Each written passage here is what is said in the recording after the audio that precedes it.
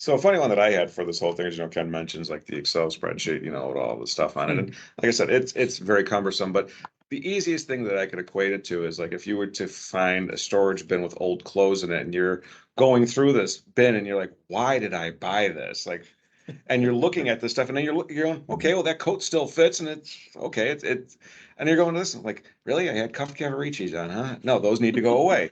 So, I mean, I think that's really what this comes down to is you look at some of these upgrades and or these enhancements, I should say, and you're like, why did I put that in?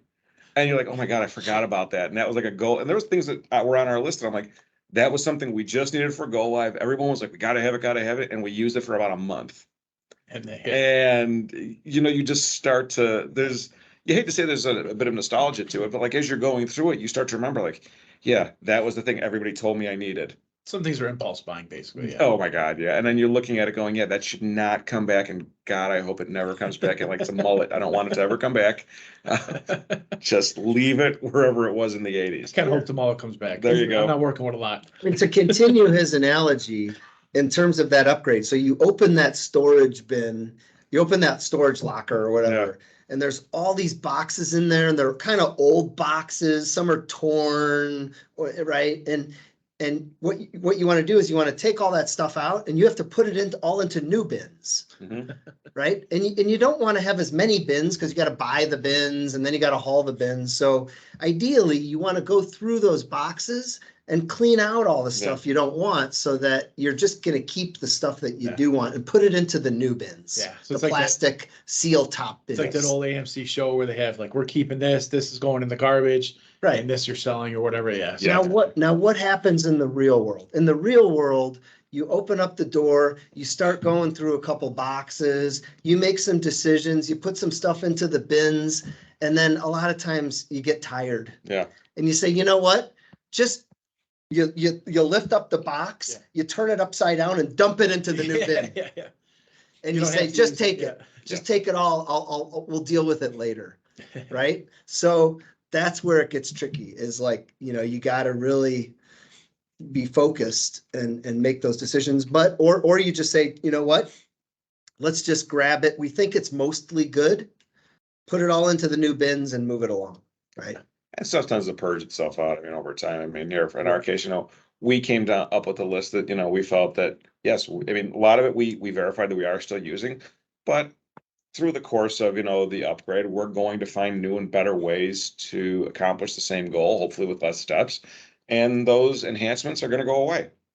So, that's my goal, is that each time we do an upgrade, the amount of enhancements that we have in there gets reduced significantly, and that at some point in time, you're just running a standard out of the box solution with extensions and, certified add-ons, not these little tweaks that we've done to it.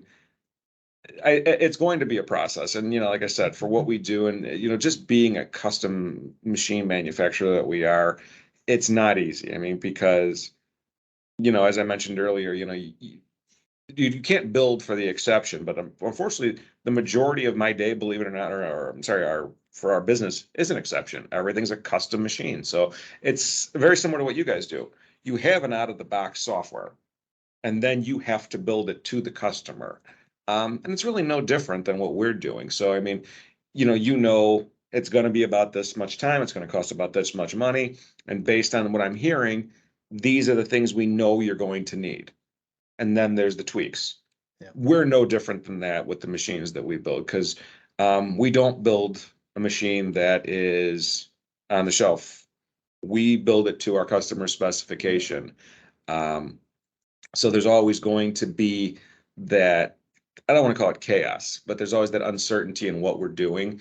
And the fact that, Business Central has the capability to adapt to a lot of that for us and has tools built into it that we can manipulate, I shouldn't say manipulate, but we can utilize to help us minimize the ripple effect of those anomalies in our, or irregularities, I should say, in our order cycles.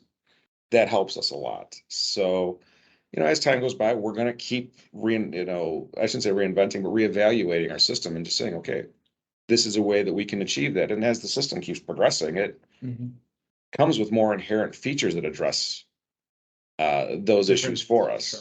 So it's nice to see that the system does do a lot of that and that I can remove customizations because that means that it grew as much as we did.